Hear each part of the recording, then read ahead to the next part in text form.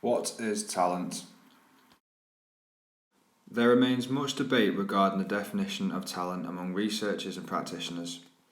Being unable to decide and agree completely on one set definition has resulted in problems in sport for decades.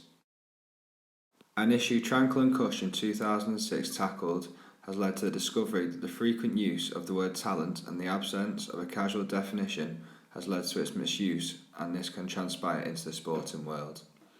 This is because most would assume talent is simply a word given when someone is performing well within a field. Csikszentmihalyi, 1993, believes that the term talent is more of a social construction that people use to label one another. It is a label of approval we place on traits that have a positive value in the particular context in which we live. However, Davidson and Sloboda's 1998 definition provides a slightly alternative approach to the word talent. Talent originates in genetically transmitted structures, so it is at least partly innate.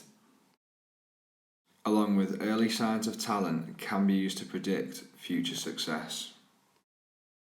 And only a minority are talented, for if everyone were, there would be no way to predict or explain different success. So is talent innate or can it be developed? Talent, like anything, can be developed through hard work and high levels of motivation, but amongst athletes there remains a degree of nature coinciding with talent. However, to completely enhance and optimize the use of these traits requires application of an athlete's hard work and dedication.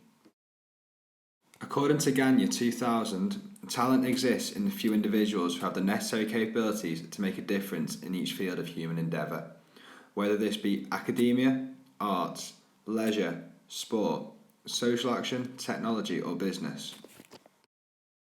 Furthering this, he claims that talent emerges from ability which stems from an individual's learning experiences. For example, a rugby player with the ability to make a good pass only becomes truly talented when they practice this to perfect the skill. This example links in with a further point made by Gagné, which was that talent involves the systematic development of skills alongside an athlete's natural abilities. These natural abilities being linked more to giftedness rather than talent. Gagné 2000 has suggested that there is a continuum regarding talent. One end of this continuum is described as possession and use of unexplained high levels of natural ability, or aptitudes, also known as gifts. At the opposite end of the continuum, there is the product of development, which is described as the superior mastery of systematically developed ability or competencies, also known as talents. Many children strive to attain excellence in sports. However, despite talent identification and development programs gaining significant popularity in recent decades, there remains a lack of consensus in relation to how talent should be defined or identified, as there is no uniformly accepted theoretical framework to guide current practice. Williams and Frank's 1998 have identified that the key stages in talent identification and development processes are detection, identification, selection, and development. Vyans and colleagues 2008 have identified that talent identification is the process of recognising current players that have the potential to excel within sport. This is done by scouts and coaches who visit and observe athletes playing or training.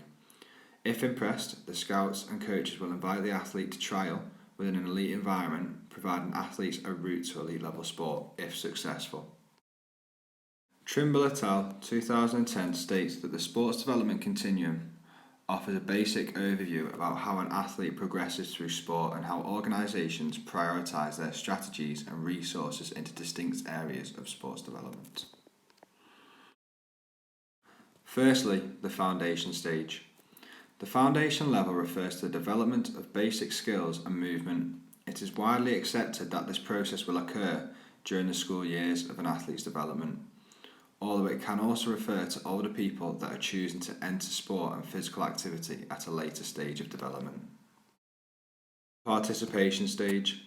The participation stage identifies people who take part in sport and physical activity on a regular basis. Those at this stage have a primary motivation being that from socialisation to improving health and well-being. In a school setting, it may refer to those playing within school teams and or attending after-school clubs. The performance stage. The performance stage relates to people and athletes that compete regularly on a weekly basis for a club. These people are committed to improving all aspects of the performance through specific and high-intensity training in order to improve their skill level in order to be successful. And finally, the excellence stage. The final stage is known as excellence. This relates to athletes performing at the highest levels of the performance pyramid and are bracketed as elite. These people are signed to top-flight clubs and teams that may also compete internationally at Olympic level. The stages mentioned are also known as the performance pyramid thinking.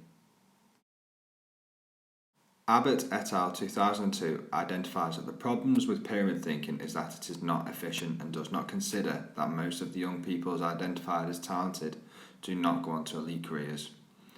This is supported by Bloom, 1985, who states that many adult elite performers were not identified through the standard talent pathways and nor were they gifted as young children. To conclude this video, we ask ourselves, are talent pathways necessary and effective in the progression and development of a young athlete's sport and performance, or are they just implemented as a competitive structure, making it easier to follow the growth of the athlete?